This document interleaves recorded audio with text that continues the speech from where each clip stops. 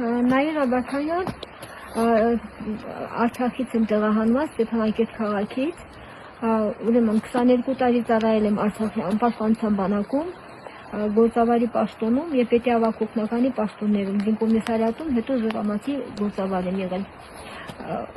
Ուրեմն ունեմ բարձրագույն կրթություն, ազատ խոսում եմ բացի հայերենից, ադրբեջաներեն, ռուսերեն լեզուներով, գերմաներեն բառարանի օգնությամբ։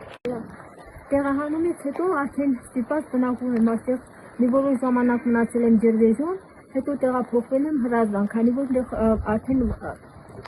մնալու տեղ չունեի։ Հաջող գոյատևում եմ առանց կոմունալ պայմանների,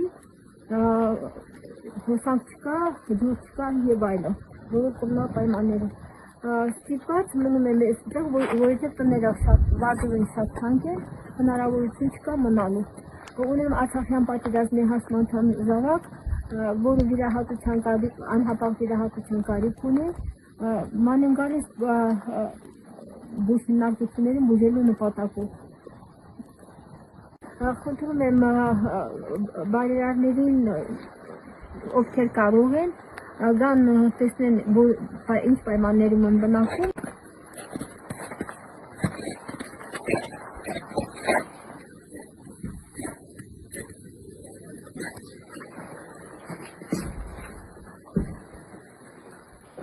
Ստեղ եք ապրում։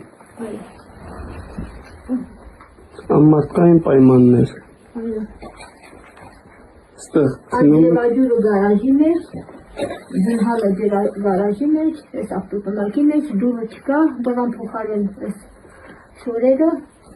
ու նստում եմ, նստած քնում եմ, վախենալով, որ կացնեմ էսի ամայի մեջ։